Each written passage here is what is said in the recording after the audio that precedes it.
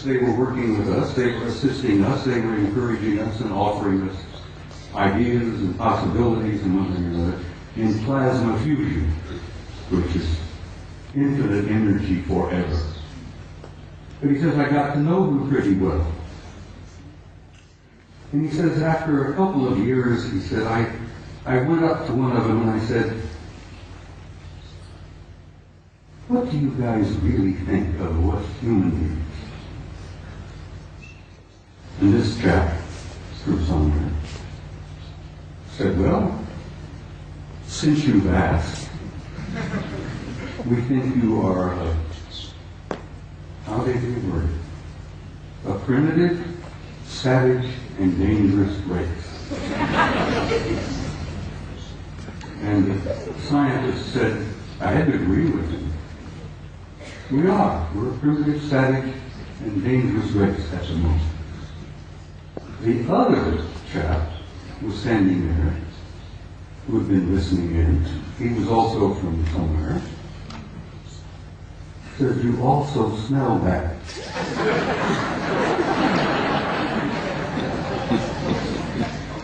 You humans stink. In nothing personal, mind you know, we find that you don't smell good. And the scientist said, my first thought was, I didn't spray under my arms this morning to make you. And they tried to explain that we humans have a psychic odor about us that they pick up and they find it terribly offensive.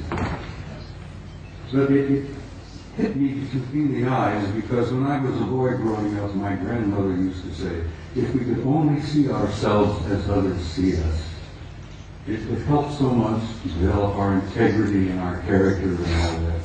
And this remark from my grandmother hit me, that we were getting this so-called from a horse's mouth, from one of our extended family out there, that you're primitive, savage, and you're dangerous, but you also stink.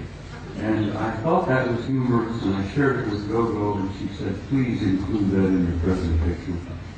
So Gogo, bless your heart, I did that for you, Good night, everybody.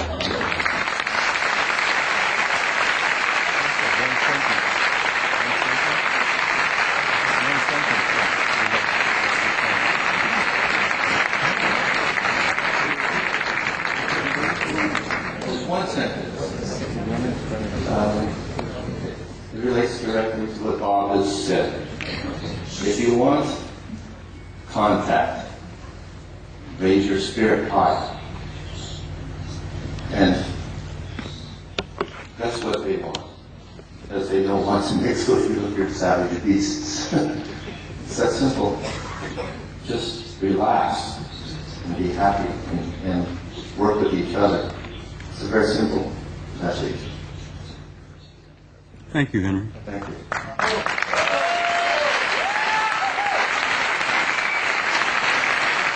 If you want to learn more about Henry Deacon, he is on our site. We have a lot of very long transcripts all about who he is, some of where he worked, and about Mars.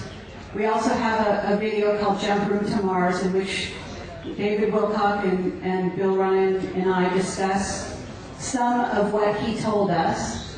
And we're looking for maybe a 15-minute, maybe a half hour tomorrow when Henry Deacon can address you and maybe tell you some of the details. Thank you.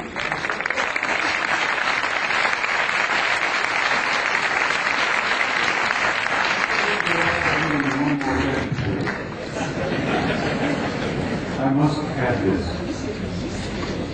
I have traveled all over the planet and I've spoken at conferences all over the world and all over the United States. I have never been to a conference of this nature without there being at least one and generally two of the others in the audience. And I wanted you all to think about that and look around you and know that in your midst, I jokingly refer to it, you have good friends in high places, and they're in your midst, And I learned over the years to recognize it. It's your family. Exactly.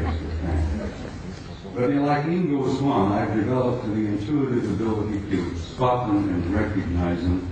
And now I have them coming up to me in conferences, introducing themselves to me.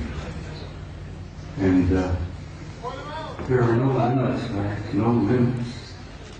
Life is infinite and forever. God bless all of you. And I will say good night.